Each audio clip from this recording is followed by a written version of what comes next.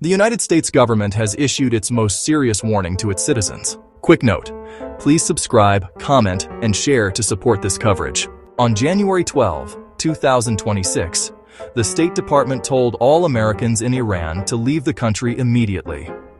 This urgent security alert is not a suggestion. Breaking news. The U.S. State Department has issued a rare and urgent warning to American citizens in Iran: leave now, as nationwide demonstrations grow and tensions with Tehran escalate. In this video, we break down what's happening, why this warning matters, and what it could mean next.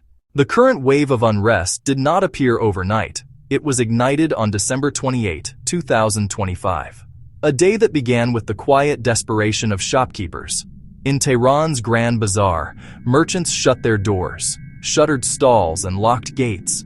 They were protesting an economic crisis that had become unbearable. Inflation was at a record high, basic goods unaffordable. The rial had collapsed in value, savings wiped out, businesses destroyed. The merchant class's defiance was the spark. Anger spread from the bazaar. University students picked up the banner of protest. The protests grew from economic pain to a roar for freedom. The language of the State Department's security alert is deliberately stark. It is devoid of diplomatic nuance. It is designed to convey immediate and grave danger. The warning urges Americans to leave Iran now.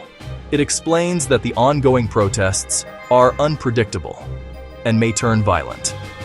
This is a clear signal the risk of being in the wrong place at the wrong time is extremely high. The alert warns these situations can result in arrests and injuries. The U.S. government is telling its citizens it cannot protect them from the chaos. The alert provides specific details about the breakdown of civil order, increased security measures, road closures, and public transportation disruptions. This paints a picture of a country in lockdown. Authorities have restricted access to mobile networks, to landlines, and to the national internet. Airlines continue to limit or cancel flights to and from Iran. The window to depart by air is closing fast. Citizens are advised to consider departing by land to Armenia or Turkey if safe to do so. The slogans chanted in the streets of Iran are a direct window into the heart of the movement. They are raw, they are defiant, they leave no room for misinterpretation. Protesters are chanting slogans demanding change. Slogans like "Death to the Dictator" or "We don't want the Islamic Republic" symbolize deep discontent with the current regime. Its widespread use shows protesters have crossed a threshold of fear. They have been seen hoisting the lion and sun flag, the pre-1979 official flag. This act is a powerful symbol of defiance. Together, these slogans and symbols tell a clear story. The aims of the protesters have become revolutionary.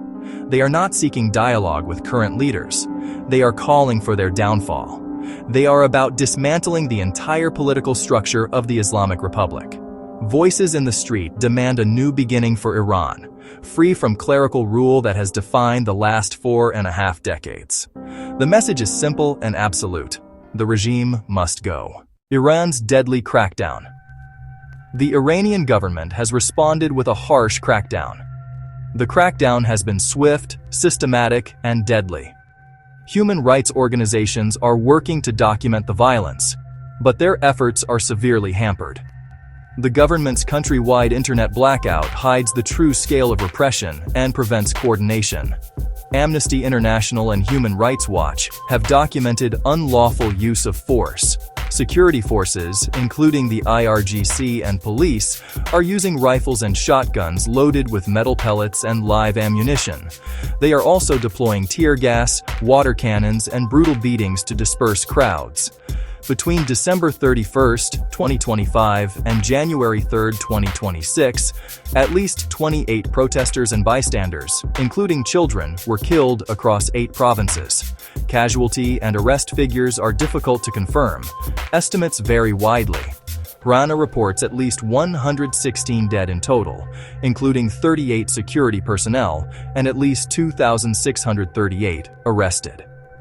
A Tehran doctor told Time that 6 hospitals recorded at least 217 protester deaths, most by live ammunition, suggesting far higher nationwide tolls. Supreme Leader Ali Khamenei said rioters should be put in their place.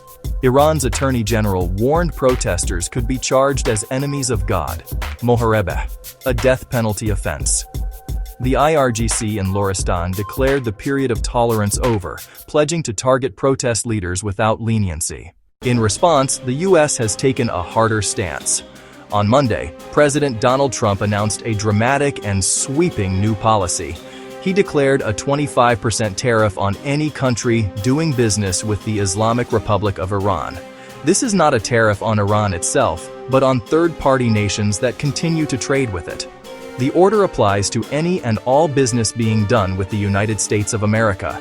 In effect, it forces countries and companies to choose: do business with Iran or with the United States. The White House framed it as final and decisive. This order is final and conclusive. The move escalates the administration's maximum pressure campaign. The goal is to isolate the regime financially, cutting off revenue streams that fund domestic security and foreign adventures. By targeting Iran's trading partners, the U.S. aims to suffocate the economy on a global scale. It serves as a warning to countries like China, Russia, and even some European allies maintaining ties with Tehran.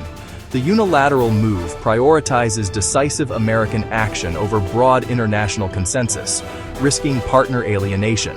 It is a powerful step that could also destabilize global trade as nations are forced to choose sides. Alongside sanctions, the White House pursues a dual-track approach: tough rhetoric with carefully chosen words about diplomacy. While announcing the new tariffs, the administration says it remains open to negotiation. This projects strength while leaving a door open for a diplomatic off-ramp. Press Secretary Caroline Leavitt said President Trump is keeping all of his options on the table regarding Iran. That phrase is universally understood to include the possibility of military action. Asked about potential strikes, he said, "We'll make a determination." Strategic ambiguity keeps Tehran off balance. It forces Iranian planners to factor an American attack, diverting attention from the domestic crackdown. Psychological pressure complements economic pressure. The goal: give the regime a choice: capitulation at the negotiating table, or potential military confrontation. For protesters, Washington's statements may offer a glimmer of hope, but they also raise the stakes dramatically. The crisis has sent ripples of concern across the globe, prompting varied reactions. Germany, France, and the United Kingdom condemn the violence, urging restraint and respect for rights. These condemnations signal the world is watching, but with caution. Many fear escalation into a regional war. Few nations mirror the U.S. in harsh unilateral measures. Some countries advise citizens to leave. Quiet evacuations have begun. Russia and China emphasize non-interference and stability, providing diplomatic cover that complicates a unified front. The world is not united, reflecting deep geopolitical divisions. When governments pull their people out, it's a clear sign they judge the situation unsafe. Evacuations are a quiet vote of no confidence in Tehran's ability to protect foreign nationals. For any American or other foreign national still inside Iran, the immediate priority must be personal safety. The situation is fluid and extremely dangerous. Continuously assess your personal risk. Stay away from demonstrations and large public gatherings. They can turn violent without warning. Security forces may not distinguish bystanders. You could face injury or arbitrary arrest. Maintain a low profile. Limit movements, especially after dark. The advice is unequivocal. Consider leaving now. Do not wait for short-term improvement. Begin departure plans immediately. If you secure a seat on an operating flight, take it. Do not delay. If air is impossible, consider land routes to Armenia or Turkey. Travel by day, vehicle ready. Verify security along the way. Monitor official channels and enroll in STEP. Plan for comms outages with offline backups. Your safety depends on caution, preparation, and swift action. The immediate future for Iran is shrouded in uncertainty and peril. Expect continuation, even intensification, of the crackdown, with protesters framed as enemies of the state. More violence, mass arrests, and internet blackouts are likely. The spirit of defiance is difficult to extinguish. Anger won't disappear with force. New U.S. tariffs will further strangle the economy, potentially worsening civilian hardship. The constant threat of military action raises the risk of a wider regional war. Watch for cracks in the coercive apparatus, refusals to fire, defections. That variable may decide the outcome. We'll continue to update this story as it develops. Subscribe and turn on notifications for real-time alerts. Leave a comment below on what you think this means for U.S.-Iran relations going forward.